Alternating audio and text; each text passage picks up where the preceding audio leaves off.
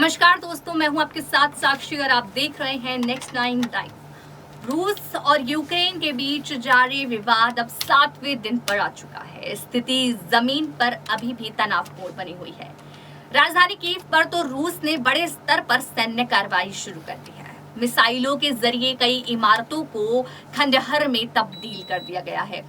अब बिगड़ती स्थिति के बीच यूक्रेन के राष्ट्रपति वोलोदिमीर जेलेंस्की ने रूस के सामने दो टूक शर्त रख दी है। जी हां, एक इंटरव्यू में जेलेंस्की ने कहा कि रूस संग बातचीत तभी सफल हो सकती है जब उसकी तरफ से यूक्रेन में बमबारी को रोका जाए। उन्होंने कहा कि ये बात बहुत जरूरी है कि बातचीत से पहले रूस की तरफ से लोगों के खिलाफ इस बमबारी को रोका जाए। पहले से बमबारी रोकी जाए, उसके बाद ही बातचीत की टेबल पर आया जा सकता है। उन्होंने इस बात पर भी जोर दिया कि इस मुश्किल समय में यूक्रेन की मदद पर नाटो देश युद्ध में नहीं कूदने वाला है, बल्कि वो सिर्फ सुरक्षा बढ़ाने में काम करेगा।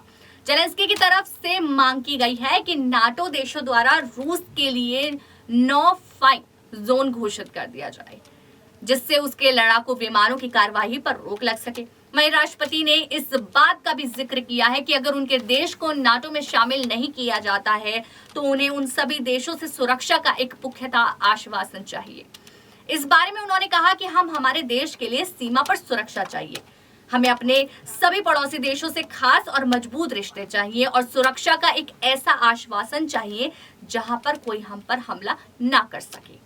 वैसे अब यूक्रेन के राष्ट्रपति ने अपनी तरफ से तमाम तरह की शर्तें तो रख ली हैं। इसके अलावा उन्होंने नाटो देशों के लिए एक चेतावनी भी जारी की है। उनके मुताबिक अगर इस युद्ध में यूक्रेन हार जाता है, अगर वो फेल हो जाता है, तो नाटो देशों की तैयारी रहनी चाहिए कि रूसी सेना अब उनके देश के बॉर्डर पर भी आ जाएगी। फिर जो सवाल अभी यूक्रेन के सामने खड़े हो रहे हैं, वैसे ही सुरक्षा के कई सवाल नाटो देशों के सामने भी खड़े हो जाएंगे। इंटरव्यू के दौरान यूक्रेन राष्ट्रपति ने इस बात पर नाराजगी भी जाहिर की कि अमेरिका और दूसरे देशों द्वारा युद्ध शुरू होने से पहले जो पाबंदियां लगानी चाहिए थी वो रूस पर नहीं लगाई गई। वैसे इन शिकायतों के अलावा यूक्रेन राष्ट्रपति जेलेंस्की ने बताया कि वे कई दिनों अपने बच्चों से नहीं मिल पाए हैं। वो लगातार काम कर रहे हैं, नहीं सो रहे हैं। जोर देकर उन्होंने ये बात को रूस के खिलाफ यूक्रेन अंत तक लड़ने वाला है, हार नहीं मानने वाला।